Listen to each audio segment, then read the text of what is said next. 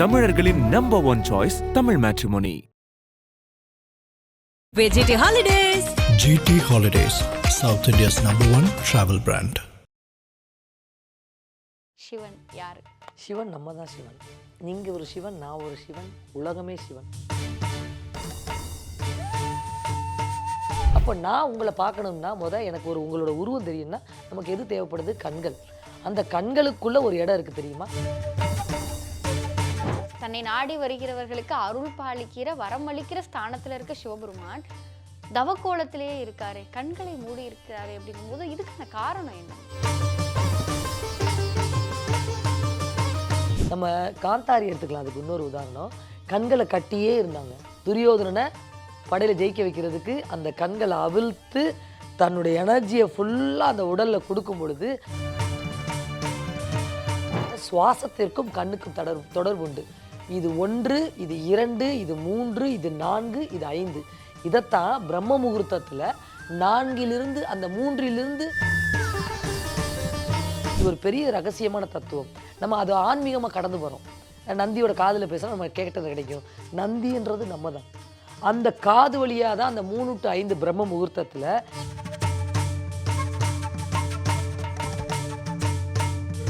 ஏன் அதுக்கு மாட்ட வச்சாங்க? நந்தின்றது நம்ம நிறைய பேர் என்ன செய்கிறாங்க, ஒரு தவறு, இறைவன் நமக்கு கொடுத்த சயின்ஸை நம்ம ஒரு பொருளுக்கு அதுக்கு ஒரு பேரை வச்சு கடவுள் வழிபாட்டோட முடிச்சிடுறோம்.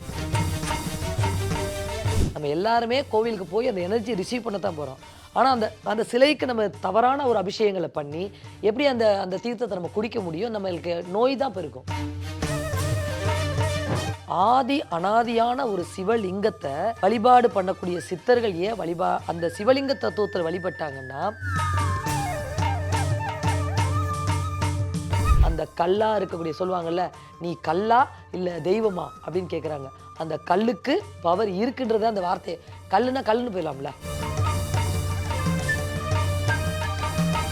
ஐபிசி பக்தி நேயர்கள் அனைவருக்கும் அன்பு வணக்கம். இன்னைக்கு நம்ம கூட ஆன்மீகம் சார்ந்த அவர்களுடைய தனிப்பட்ட அனுபவம் சார்ந்த பல தகவல்களை நம்மோடு பகிர்ந்து கொள்வதற்காக முருக பக்தர் சிவகங்கை நாகதீபா மேம் நம்ம கூட இணைந்திருக்கிறார்கள். மேம் வணக்கம். நல்லதே நடக்கும். பொதுவாக நம்ம முருகர் சார்ந்த நிறைய விஷயங்கள் பேசியிருக்கோம். முருகருடைய தகப்பனாகவும் இந்த அகில உலகத்திற்கும் தந்தையாக வீற்றிருக்கின்ற சிவபெருமான் பற்றி நிறைய விஷயங்கள் நாங்கள் கேட்கணும்னு சொல்லி காத்திருக்கோம். பொதுவாக சிவபெருமானை பற்றி சொல்லும் பொழுது ஒரு சிலர் சிவனை வழிபடு கடவுளாக பார்க்கிறார்கள். சித்த நிலையை கடந்தவங்க எல்லாருமே தனக்குள் இயங்குகிற ஒரு தத்துவமா பார்க்குறாங்க. இன்னும் சில சிவன் அடியார்கள் அவரை தனக்குள் இருக்கும் மௌன நிலையா பார்க்குறாங்க. சிவன் யாரு? சிவன் நம்ம தான் சிவன். நீங்கள் ஒரு சிவன், நான் ஒரு சிவன், உலகமே சிவன். அது முருகனும் அதே தான். கான்செப்ட் வேறு. அதாவது ரெண்டுமே ஒரே எனர்ஜி. பட் இன்னைக்கு இந்த உலகத்துக்கு எது தேவை? முருகன் எப்படி உலகத்தை சுற்றி எடுத்தார், விநாயகர் அப்பா அம்மா சுற்றி எடுத்தார். இதே தத்துவம் தான் சிவனுக்கும் முருகனுக்குமே உண்டு. நான் அப்படி தான் எடுத்துப்பேன்.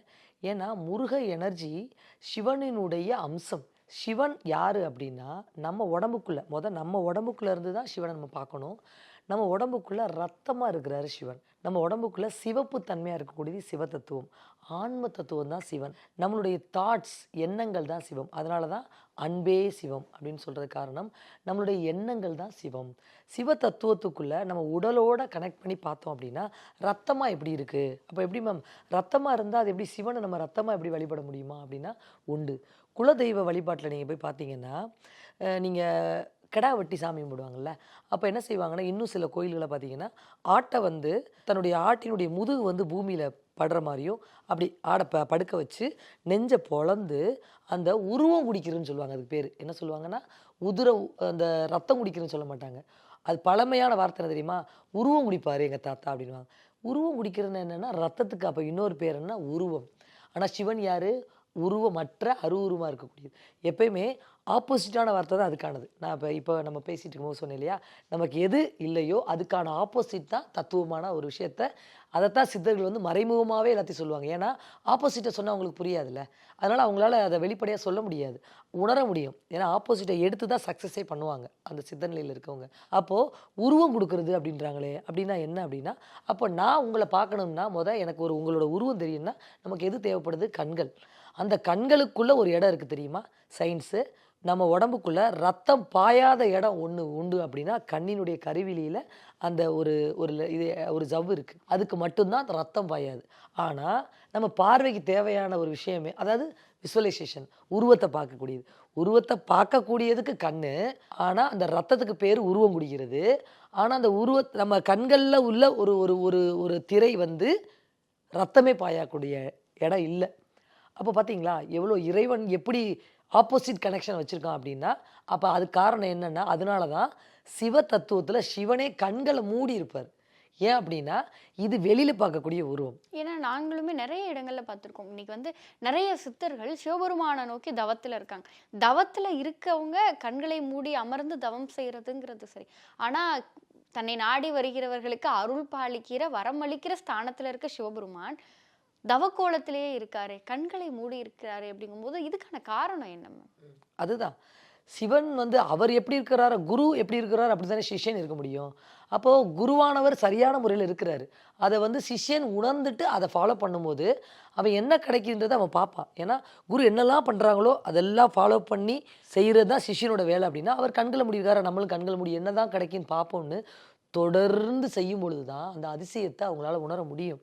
நம்ம காந்தாரி எடுத்துக்கலாம், அதுக்கு இன்னொரு உதாரணம். கண்களை கட்டியே இருந்தாங்க. துரியோதனனை படையில் ஜெயிக்க வைக்கிறதுக்கு அந்த கண்களை அவிழ்த்து தன்னுடைய எனர்ஜியை ஃபுல்லாக அந்த உடலில் கொடுக்கும் பொழுது அந்த ஒரு குறிப்பிட்ட பகுதியை மட்டும் மறைக்கப்பட்ட நிலையில் இருக்கக்கூடிய ஒரு விஷயத்தை இது பண்ணும்போது அப்போ அந்த கண்களுக்கு ஒரு பவர் இருக்குது. எப்போ பவர்? அவங்க கண்களை மூடி இருக்கும்போது அவங்களுக்கு பவர். அந்த மூடி இருந்த எனர்ஜின்றது எப்போ கிடைக்குது? அப்போ மூடி இருக்கும்போது தான் கிடைக்கின்றது தான் தத்துவம். திறந்தவுடன் அந்த எனர்ஜி வெளிப்படுத்துறதுக்கு தான் இது பயன்பாடு. இந்த பொருள் அதை வெளிப்படுத்துவதற்கு தான் ஒரு பொருளாக இருந்திருக்கே ஒழிய அதுக்கான எனர்ஜி எப்போ கிடச்சிருக்கப்போ அவங்களுக்கு கண்களை மூடி இருக்கும் பொழுது தான். அதை தான் சிவ தத்துவத்திலேயே சொல்கிறது. சிவன் ஏன் கண்களை மூடி தியானம் பண்ணுறாரு அப்படின்னா அது தியானமாகவும் எடுத்துக்கலாம். அந்த எனர்ஜி நம்ம கண்களை திறந்திருக்கும் பொழுது நம்ம இங்கே இருக்கக்கூடிய காற்றில் இருக்கக்கூடிய ஒரு எனர்ஜி கண்களுக்கு போகும். அந்த கண்கள் மூலமாகவும் நம்மளுடைய எனர்ஜி உள்ளே போய் எண்ணங்களுக்கு ஒரு செயல்பாடுகளை கொடுக்கும். இப்போ பார்க்குறோம், சாப்பாடு ஒன்று பார்த்த உடனே இது ரொம்ப நல்லா இருக்கே அப்படின்னு சொல்லுது இல்லையா, அது அந்த கண்களுடைய கட்டளை தான் அது. அப்போது இங்கே ஒரு சக்தி செயல்பட்டுக்கிட்டு தான் இருக்குது. அந்த சக்தியை கண்ட்ரோல் பண்ணக்கூடிய ஒரு விஷயத்தை தான் சிவன் செய்கிறார். அதனால தான் அங்கே ரத்தமே பாயாது. ரத்தம் பாயக்கூடிய இடத்துல தான் சிவன் இருப்பார். ரத்தம் தான் சிவனே.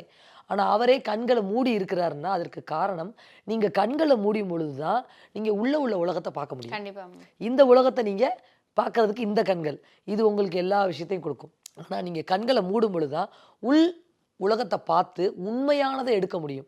உண்மையானதை எடுக்கிறதுக்கு மெயின் காரணம் உணர்வோடு இருக்கக்கூடிய அந்த தியான நிலையில் சுவாசமும் கனெக்ட் ஆகும். இப்போது நம்ம உருவத்தில் முகத்தை எடுத்துக்கிட்டோம் அப்படின்னா இந்த கழுத்து பகுதியை நிலத்தத்துவமாக எடுத்துக்கணும், மூக்கு பகுதியை வாய் பகுதியை வந்து நீர் தத்துவமாக எடுத்துக்கணும், மூக்கு பகுதி சுவாசம் பண்ணுறக்கூடியது வந்து காற்று பகுதியாக எடுத்துக்கணும். கண்கள் தான் நெருப்பு, காது இரண்டுமே நிலம், நீர், நெருப்பு, காற்று, ஆகாய தத்துவம் தான் காது. அதனால தான் தலையில் தோற்றத்தில் இருக்கும் காது. ஏன்னா பூமிக்கும் ஆகாயத்துக்கும் தொடர்பு உண்டு. இதனுடைய ஒரு பிரதிபிம்பம் தான் ஆகாயம். அதன் அடிப்படையில் சுவாசத்திற்கும் கண்ணுக்கும் தொடர்பு உண்டு. இது 1, இது 2, இது 3, இது 4, இது 5. இதைத்தான் பிரம்ம முகூர்த்தத்தில் 4லிருந்து அந்த 3லிருந்து 4லிருந்து உள்ள நேர காலகட்டங்கள் நம்மளுக்கு ரொம்ப அற்புதமானு சொல்கிறது என்னென்னா இந்த மூக்கு, கண்கள், காது இது 3ஐயும் நம்ம கனெக்ட் பண்ணி பார்த்தோம்னா கண்களை மூடி சுவாசத்தை சுருக்கி காது வழியாக தான் நம்மளுக்கு ஆகாயத்தின் வழியாக தான் எனர்ஜி உள்ளே போகுது. அது நிறையா பேருக்கு தெரியுதில்லை. இதைத்தான் சிவ தத்துவத்தில் நந்தியோடு நம்ம கனெக்ட் பண்ணுறாங்க. எப்படி பண்ணுறாங்கன்னா நந்தியினுடைய காதில் பேச சொல்லுவாங்க, அது சிவனுக்கு போய் சேர்ந்துடும். இது ஒரு பெரிய ரகசியமான தத்துவம். நம்ம அது ஆன்மீகமாக கடந்து போகிறோம். நந்தியோட காதில் பேசினா நம்ம கேட்டது கிடைக்கும். நந்தின்றது நம்ம தான். அந்த காது வழியாக தான் அந்த 3 to 5 பிரம்ம முகூர்த்தத்தில் நீங்கள் தியானம் பண்ணும்போது இதுவரைக்கும் இந்த தத்துவத்தை யாருமே சொல்லியிருக்க மாட்டாங்க. இது எனக்கு முருக தத்துவம் சொன்ன ஒரு ரகசியத்தை நான் வெளிப்படுத்துகிறேன். நீங்கள் தியானம் பண்ணும்பொழுது பிரம்ம முகூர்த்தத்தில் கண்களை மூடுறோம், அது 4வது இது. 3வது இது வந்து சுவாசம். இந்த சுவாசத்தை கவனிக்கிறோம். 5வது நிலை நம்ம எல்லாருமே 6வது படிநிலையான சகஸ்கர சக்கரத்தை அடையணும் அப்படின்னா 5லிருந்து தான் 6க்கு நம்ம பயணிக்க முடியும். ஸோ 5ல் தான் நம்மளுக்கு மெசேஜே கொடுக்கும். அதுதான் ஆகாயத்தினுடைய எனர்ஜி நம்மளுக்கு கிடைக்கக்கூடியது. அப்போது நம்ம இந்த கண்களை மூடி சுவாசத்தை கவனித்து காதின் வழியாக சக்தி ஓட்டம் பாயிறதா நம்ம கற்பனை பண்ணணும். சக்தி ஓட்டம் பாய்ந்து எனக்கு என் முருகன் வந்து இதெல்லாம் சொல்கிறாரு, அதை நீங்கள் கேட்கணும். ஓ அப்படியா, சரி முருகா, அவர் உங்க கூட பேசுகிறத காதில் கேட்கணும். கேட்க கேட்க கேட்க கேட்க நீங்கள் அவரோட பேசணும். இது எல்லாமே காது வழியாக மட்டும் நடக்கணும். இதுதான் நீங்கள் 6வது நிலையை அடையக்கூடிய, 6வது நிலை என்றன்னா மெய் அறிவு, உங்களுடைய மெய் ஞானத்தை தெளிவாக அடையக்கூடிய நிலைக்கு மிகப்பெரிய ஒரு வரப்பிரசாதம் நம்முடைய காதுகள். இதைத்தான் நந்தி கிட்ட நம்ம பேசுறது. நந்தினா என்ன தெரியுமா? சிவனுக்கும் நமக்குமான தொடர்பு, அந்த வாகனம். ஏன் அதுக்கு மாட்டை வச்சாங்க? நந்தின்றது நம்ம நிறைய பேர் என்ன செய்கிறாங்க, ஒரு தவறு, இறைவன் நமக்கு கொடுத்த சயின்ஸை நம்ம ஒரு பொருளுக்கு அதுக்கு ஒரு பேரை வச்சு கடவுள் வழிபாட்டோட முடிச்சிடுறோம். வழிபாடு ரொம்ப முக்கியம், அது பக்தி. ஆனால் நம்மளோட அறிவை, அதுக்குத்தானே அந்த அறிவு நிலைக்கு வர்றதுக்குத்தானே இந்த பக்தியே. அப்போ அந்த அறிவு நிலையில் நந்தி பகவான் அப்படின்னு கடந்து போயிடுறோம். நந்தி பகவான்னா அது ஏதோ கடவுள் இல்லை, காளை மாடு. அங்கே ஒரு காளை மாட்டை வச்சுருக்காங்க. காளை மாட்டுக்கும் அப்போ சிவனுக்கும் என்ன மாதிரி தொடர்பு இருக்கணும்ல? சிவன்றது நமக்குள்ள உள்ள எனர்ஜின்றோம். அப்போ மனிதனுக்கான ஒரு ஆற்றலை கொடுக்கக்கூடிய இடமா இருக்கக்கூடியது என்ன அப்படின்னா காளை மாடுன்றாங்க. அதனால தான் கிருஷ்ணர் எங்கே பிறக்கிறாரு? மாட்டுத்தொழுவத்துல. இயேசுநாதர் எங்கே பிறக்கிறாரு? மாட்டுத்தொழுவத்துல. கர்ணன் எங்கே பிறக்கிறாரு? மாட்டுத்தொழுவத்துல. இன்னுமே நீங்க நிறைய பார்த்தீங்கன்னா ஆயர் குளம் நிறைய அந்த கிறிஸ்டியானிட்டிலே உண்டு, தமிழ் இதுலேயும் உண்டு. அப்போ மாடுகளுக்கும் இன்னும் உங்களுக்கு தெளிவுபடுத்தணும்னா, சிவன்றது சைவம், பெருமாள்ன்றது கிருஷ்ணர், வைணவம்ன்ற மாதிரிலாம் நம்ம முன்னோர்கள் பிரித்து வழிபாட்டு முறைகளுக்குள்ள ஞானத்தை அடைகிறதுக்கு வழி பண்ணியிருக்காங்கன்னா, அங்கே பசு, இங்கே காளை. கிருஷ்ணனுக்கு பின்னாடி ஒரு பசு, சிவனுக்கு முன்னாடி ஒரு காளை. அப்போது பசுவுக்கும் காளையவும் நம்ம சரியாக பயன்படுத்தினாலுமே, நீங்கள் அப்போ அதை கேட்டீங்க இல்லையா, பக்தி மார்க்கத்துக்குள்ளே இந்த மூன்று நிலைகள்லையுமே நீங்கள் அபிஷேகம் செய்வது எது? பசுவின் பால், பசுவின் நெய், பசுவின் தயிர், இது எல்லாமே வழிபாட்டுக்கு வருது. அதிகபட்சம் அதுதான் இருக்கும். இன்னும் சொல்லப்போனால் பல கோயில்களில் எது இருக்கோ இல்லையா, பால் அபிஷேகம். அந்த பால் எங்கேருந்து வருது? பசு. ஆனால் இதில் இந்த ஐபிசி பக்தி மூலமாக நான் சொல்லக்கூடிய பெரிய ஒரு வேண்டுகோள், அறநிலைத்துறையாக இருக்கட்டும், இல்லை அந்த பொது ஒரு கோவில்கள் நடத்தக்கூடிய ஒரு ட்ரஸ்டியாக இருக்கட்டும், எல்லாருக்கும் இறைவனுடைய அந்த திருமேனியை நீங்கள் அந்த ஆற்றல் நமக்கெல்லாம் கிடைக்கணும் அப்படின்னா, தயவு செய்து பால் அபிஷேகமாக இருக்கட்டும், எல்லாமே முடிந்தவரை பால் அபிஷேகத்தை நாட்டு மாடுகளினுடைய பாலினால் அபிஷேகம் பண்ணுங்க. ஏன்னா இப்போ நம்ம பண்ணுறது எல்லாமே ஒரு கெமிக்கல் நிறைந்த ஒரு பால், பாக்கெட் பால் இருக்கட்டும், இல்லை ஜெர்சி மாட்டினுடைய பால், திருநீருன்ற பேரில் எடுக்கக்கூடியது எல்லாமே ஒரு கெமிக்கல் பவுடர். அப்போ இங்கே ஆன்மீகத்தில் உண்மையான எனர்ஜி நம்மளுக்கு எப்படி கிடைக்கும்? நம்ம எல்லாருமே கோவிலுக்கு போய் அந்த எனர்ஜியை ரிசீவ் பண்ண தான் போகிறோம். ஆனால் அந்த சிலைக்கு நம்ம தவறான ஒரு அபிஷேகங்களை பண்ணி எப்படி அந்த தீர்த்தத்தை நம்ம குடிக்க முடியும்? நம்மளுக்கு நோய் தான் பெருக்கும். அது போக அந்த எனர்ஜியுமே கீழிருந்து ஒரு எனர்ஜி, மேலேருந்து ஒரு எனர்ஜி, மேலேருந்து காப்பர்லேருந்து ஒரு வாட்டரையே சிவனுக்கு பதிய வைக்கிறாங்கன்னா ஒரு பெரிய சயின்ஸ் இருக்குது அதில். அப்போது நீங்கள் அந்த சிவலிங்கத்தில் நீங்கள் முழுக்க ஒரு பாலுன்ற பேரில் பாக்கெட் பாலை உடச்சி ஊற்றுறது, அப்புறம் ஒரு கெமிக்கலான ஒரு சில இந்த நெய்கள் பாட்டில் வச்சு ஊற்றுறது, இதெல்லாம் பண்ணுறதை விட்டுட்டு தயவு செய்து கோசாலைகளை ஒவ்வொரு கோவில்களையும் இருக்குது, இன்றைக்கும் கோசாலைகள் இருக்குது, அதில் நாட்டு மாடுகளை நல்ல இதெல்லாம் கொடுக்கறதுக்கான ஆத்மாக்கள் இருக்காங்க, மாடுகளை வாங்கி கொடுக்கக்கூடிய ஆத்மாக்கள் இருக்காங்க. நம்ம அந்த முயற்சிகளில் ஈடுபட்டு பிரதிஷ்டை பெற்ற கோயில்லையாவது, ஏன்னா நான் ஏன் பிரதிஷ்டை பெற்ற கோயில்னு சொல்கிறேன்னா, இதெல்லாமே நம்மளுடைய முன்னோர்களுடைய கோயில். முன்னோர்கள் அங்கே சமாதி நிலையில் இருக்கக்கூடிய இடம், அவங்க தான் அந்த எல்லையை காத்துக்கிட்டு இருக்காங்க. அப்படின்னா அவங்களுக்கு இந்த பால் தயிர் மூலமாக அவங்களுக்கு அந்த எனர்ஜி தேவை, அதன் மூலிமா நமக்கு கிடைக்கிது. அப்படின்னா நீங்கள் தவறான ஒரு மாதிரி அனுப்பிக்கிட்டு இருக்கோம். பால் மாதிரி, நெய் மாதிரி, திருநீர் மாதிரி, நாமும் ஒரு மாதிரியாக தான் இருக்க முடியும். அந்த எனர்ஜி நம்மளுக்கு கிடைக்காது. அதனால் ஐபிசி பக்தி மூலமாக ஒவ்வொரு கோவில்களையும் தயவு செய்து 2 பசுக்கள் வழங்க போதும். நீங்கள் பெரிய லெவலில் பண்ணாட்டினாலும் 2 நாட்டு மாடுகள் இருந்தாலே போதும். அந்த பால் எடுத்து நீங்கள் அபிஷேகம் பண்ணி பாருங்கள், அதனுடைய எனர்ஜியே வேற. இப்போ நீங்கள் ரொம்ப அழகாக சிவபெருமானினுடைய அந்த தத்துவத்தை அழகாக விளக்குனீங்க. இன்னைக்கு சிவன் அப்படிங்கிறது ஒரு தத்துவம் அப்படிங்கிறத தாண்டி உங்களுக்குள்ளேயும் நீங்கள் அவரை உணரலாம் அப்படிங்கிறதோடு சேர்த்து, ஏன் அங்கே நந்தீஸ்வரர் இருக்காரு, நந்தீஸ்வரரினுடைய காதில் போய் நம்மளுடைய வேண்டுதல்களை எல்லாம் சொல்லுங்கன்னு சொல்லி முன்னோர்கள் சொன்னதுக்கான காரணம் என்ன அப்படிங்கிறது ரொம்ப தெளிவாக விளக்குனீங்க மேம். மேம் இப்போ அடுத்ததாக சிவபெருமானை நிறைய சித்தர்கள் வணங்கினாங்க. சித்தர்களுக்கெல்லாம் சித்தர், ஆதி சித்தர் அது சிவபெருமான் தான் அப்படிங்கிற ஒரு விஷயத்த சொன்னாங்க. ஆனால் சித்தர்கள் எல்லாருமே லிங்க வடிவில் சிவபெருமானை வணங்கினாங்க அப்படிங்கும் பொழுது இதற்கு பின்னாடி இருக்கின்ற காரணம் என்ன மேம்? ரொம்ப அருமையான கேள்வி. ஆதி அப்படின்னு வந்துட்டாலே அதுக்கு எல்லையே இல்லைன்னு தான் அர்த்தம். ஏன்னா யாருக்குமே தெரியாத ஒரு விஷயம் ஆதி அப்படின்றது. அனாதி, ஆதி அனாதின்னு சொல்லலாம் அதுக்கான அர்த்தம். ஏன்னா அனாதைன்றது நம்ம சொல்லுவோம் இல்லையா பேச்சு வழக்கில், யாருன்னே தெரியாத ஒரு விஷயந்தான் அனாதி. அதை தான் சிவ தத்துவத்தில் ஆதி அனாதின்னு சொல்லுவாங்க. அந்த காலத்தில் ஆதின்ற வார்த்தையை பயன்படுத்தலை, முன்னோர்கள் அனாதின்ற வார்த்தை தான் பயன்படுத்தியிருக்காங்க. அதுக்கான தரவுகள் நிறைய இடத்துல நான் பார்த்துருக்கேன். அது எத்தனையோ ஆயிரம் பழமையான கோயில்களில் அனாதின்னு தான் போட்டிருக்காங்க. அப்போது ஆதி அனாதியான ஒரு சிவலிங்கத்தை வழிபாடு பண்ணக்கூடிய சித்தர்கள் ஏன் அந்த சிவலிங்க தத்துவத்தில் வழிபட்டாங்கன்னா, உருவமற்ற நிலை மட்டும் கிடையாது. சிவலிங்கமும் ஒரு உருவம் தானே. அப்போ உருவம் அருவம்னு கிடையாது. அதுக்கான வழிபாடுகள் முறைகள் என்னென்னா, மலைகளை நம்ம எடுத்துக்கணும். அதுக்கு நம்ம போகணுன்னா, குன்று இருக்கும் இடமெல்லாம் குமரன் இருப்பார்னு சொல்லுவாங்க. அது பையன். அப்போது அப்பாவும் அதுக்குள்ளே தானே வரணும். அப்போது அந்த மலைகள்ல இருந்து தான் முதல்ல மலைகள் இன்றைக்கும் மலை கொழுந்தீஸ்வரர் மலைகளே சிவனுடைய ஆலயங்கள் நிறைய இருக்குது. இப்போ நீங்கள் பார்த்தீங்கன்னா அந்த சிவலிங்கத்தை வடிவத்தில் இருந்தது எல்லாமே தற்காலத்தில் பாண்டவர்கள், பல்லவர்கள், பாண்டியர்கள், சோழர்கள் காலத்தில் தான் இதெல்லாம் அதிகமாக. சித்தர்கள் அதிகமாக வழிபட்டதுன்னு பார்த்தீங்கன்னா சிவலிங்கத்தை விட அதிகமாக மலைகளில் போய் இருந்து தவம் இருப்பாங்க. வழிபாடுன்னு பார்த்தீங்கன்னா அந்த மலைகள்லேருந்து ஒரு கல்லை எடுத்துகிட்டு வந்து அந்த கல்லை வழிபட்டாங்க. அதுக்கப்புறம் தான் அவங்க செதுக்கி சிவலிங்கமாக அவங்க அந்த வேலையெல்லாம் பண்ணலை. வழிபாட்டு முறைகள் அவங்க பண்ணது ஆதியில் அந்த மலை எந்த மலைன்னு கண்டுபிடிப்பாங்க. ஏன்னா இதை வெளிப்படையாக சொல்லலாமா என்னன்னு எனக்கு தெரியல. அது முருகனுடைய அனுமதியோடு நான் சொல்கிறேன். நம்ம மலைன்னு சொல்லி இப்போ நம்ம பார்க்குறோம் இல்லையா, இது எல்லாமே மனிதர்கள் குலங்கள் அழிந்து மனித உடல்கள் குவிக்கப்பட்ட குவியல் தான் மலைகள். இது குவிந்து ஒரு பிரளயம் வரும் இல்லையா, கடல் நிலப்பகுதியாக மாறும், நிலம் கடல் பகுதியாக மாறும். இது எப்போன்னு யாருக்குமே தெரியாது. இப்போ கண்டுபிடிச்சிட்டு இருக்காங்க. திருநெல்வேலியில் ஒரு பாறை எத்தனை ஆயிரம் ஆண்டுகள் தெரியல, ஆனால் கடல் இருந்த பகுதி அது. ஆனால் இப்போ அது ஒரு முழுமையான நிலப்பகுதியில் மக்கள் வாழக்கூடிய இடம். அங்கே கடல் இருந்ததுக்கான ஆதாரத்தை கண்டுபிடிச்சிருக்காங்க. அப்போது அங்கே இருந்த மக்கள் எங்கே போனாங்க?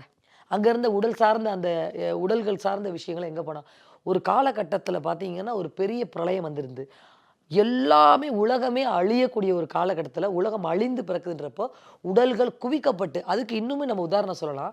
அதனுடைய மீட்சியாக இன்னும் சில இடங்கள் என்ன பண்ணியிருக்காங்க அப்படின்னா, உடல்கள் இறந்த உடனே புதைக்கிறதுக்கு எங்கே போவாங்க தெரியுமா? மலை உச்சிக்கு போவாங்க. புதைக்க மாட்டாங்க, மலை உச்சியில் வச்சுட்டு வந்துடுவாங்க. அதுக்கு அர்த்தம் என்னென்னா, இது அதுக்கான இடம் தான்.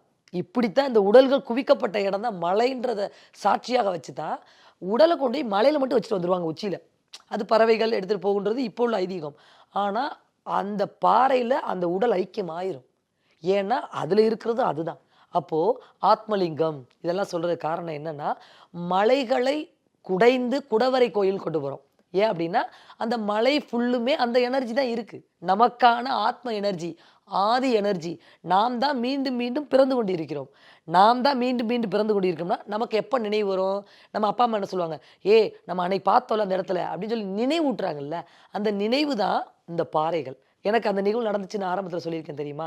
ஏற்கனவே நான் ஒரு பாறையில் கை வைக்கும் பொழுது என்னை அந்த பாறை ஏதோ ஒரு வைப்ரேஷனில் கொண்டு போயிட்டே இருந்ததுன்னு. இது ஏன்னா என் ஆன்மா கனெக்ட் ஆனதுனால அதை உணர முடிஞ்சுது. அதனால தான் மலைகளில் போய் சித்தர்கள் தவம் இருக்க ஆரம்பித்தாங்க. அவங்க ஆன்மாவை கண்டுபிடிக்க, நான் யாருன்னு சொல்லு அப்படின்னு மலைகளில் உட்காந்து தவம் பண்ணாங்க. யார்கிட்ட கேட்குறாங்க? அந்த மலைகளில் இருக்கக்கூடிய ஆன்மா கிட்ட கேட்குறாங்க. ஒட்டுமொத்த சக்தியின் சொரூபம் மலைகளில் தான் இருக்குது. அதனுடைய தலைவன் தான் முருகன். அதனால தான் ஆன்மாக்களை ஃபுல்லாக கண்ட்ரோல் பண்ணக்கூடிய ஆற்றல் யாருன்னா, ஃபஸ்ட்டு அனாதி சிவன். அதுக்கப்புறம் கண்டிஷன் பண்ணுறவர் யாருன்னா முருகன். ஏன்னா அப்பனுக்கே பாடன்னு சொன்ன சுப்பையா. அவர் என்ன பண்ணுவார்னா, சிவனுடைய ஆற்றல் சரி பாவன் மன்னிக்கு நிறைய பேருக்கு தெரியல. சிவன் தேவர்களுக்கு வர கொடுப்பார், அசுரர்களுக்கு வர கொடுப்பார்னு ஒரு வார்த்தை வந்துட்டு அப்படின்னாலே அவர் கொஞ்சம் லத்தாஜிஸ் தான், நெருப்பாற்றல் தான். ஆனால் முருகன் ஃபயரில் அவர் வேற கிங்டம். அவர் தப்புனா தப்பு தான், இப்படி தான் அந்த எனர்ஜி. சிவ எனர்ஜி எப்படின்னா, சரி நீ என்னை நாடி வந்துட்டியா, ரைட்டு, நீ தப்பு பண்ணுறியா, பண்ணு, திருந்திக்கோ அப்படின்னு பாவ மன்னிப்பு கொடுக்கக்கூடிய ஒரு ஆள். இவர்கிட்ட அது நடக்காது. நீ இப்படி தான் இருக்கணும், நீ ஏன் குழந்தைன்னா இப்படி தான் இருக்கணும், இல்லைன்னா வேண்டாம் நீ இப்போ ரிஜெக்ஷன், அப்படி ஒரு இருக்கிறவர் தான் முருகனுடையது. ஆனால் அவர் சிவ தத்துவத்தில் நம்ம பார்க்கும்போது அந்த மலைகளுடைய ஆற்றல் தான். எங்கேயுமே நீங்கள் வழிபாடு பாருங்களேன், ஒரு உருவ வழிபாடு கொண்டு வந்தீங்கனாலே மலைகள்லேருந்து தான் கல்கள் எடுத்துகிட்டு வராங்க. அதில் உமி போட்டு அதுக்கான சாஸ்திரங்கள் பண்ணி அதை நம்ம சாஸ்திரம் சொல்கிறோம். சயின்ஸாக எடுத்துட்டோம்னா அதுக்கு எனர்ஜியை கொடுக்குறாங்க. அதுக்கப்புறம் யாகங்கள் வளர்த்து இங்கிருந்து அந்த ஒரு கயறு வழியாக அந்த சிலையினுடைய தலைக்கு கொண்டு போகிறாங்க. இங்கேருந்து அந்த எனர்ஜி நெருப்புலேருந்து யாகத்துலேருந்து எனர்ஜியை கொண்டு போய் அங்கே செலுத்துகிறாங்க. ஆட்டோமேட்டிக்காக என்ன ஆகுது, அந்த கல்லாக இருக்கக்கூடிய சொல்லுவாங்கல்ல, நீ கல்லா இல்லை தெய்வமா அப்படின்னு கேட்குறாங்க. அந்த கல்லுக்கு பவர் இருக்குன்றத அந்த வார்த்தையை, கல்லுனா கல்லுன்னு போயிடலாம்ல. இன்னுமே நிறைய இடத்துல என்ன தெரியுமா செய்வாங்க, பழமையான விஷயத்தில் இதெல்லாம் ஒரு ஆனந்தமான விஷயம். நான் நினச்சி பூரிப்படைந்த விஷயங்கள் இதெல்லாம். ஒரு கல் தடிக்கு நான் போனேன், அந்த இடத்துல ஒரு ரத்தம் பீறிட்டு வந்துருச்சு, அங்கே ஒரு சிலையை உடனே அங்கே ஒரு தெய்வம் இருக்குன்னு வழிபட்டோம். கல் தான் எல்லாத்தையுமே சொல்லும்.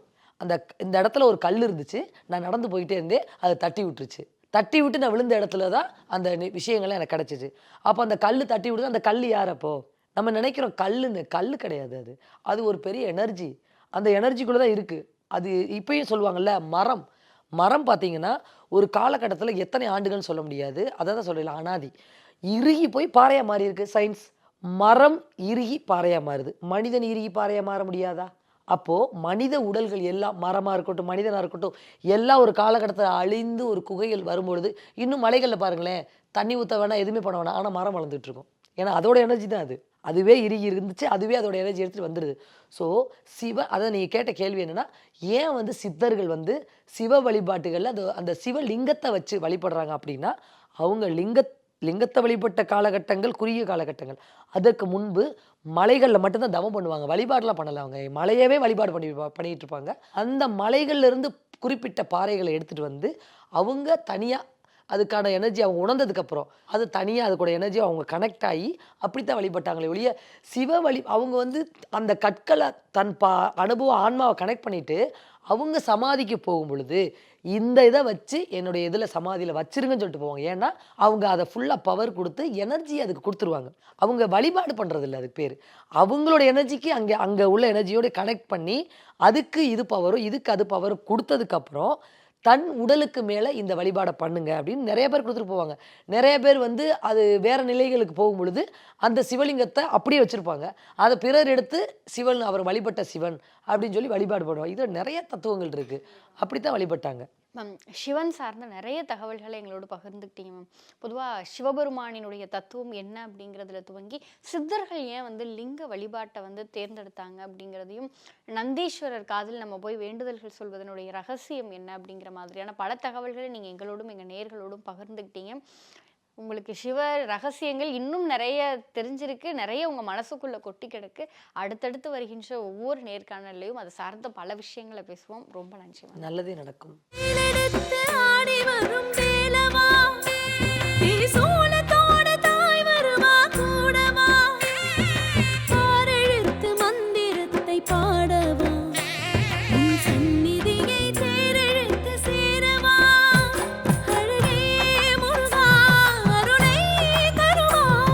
தமிழர்களின் நம்பர் 1 சாய்ஸ் தமிழ் மேட்ரிமோனி.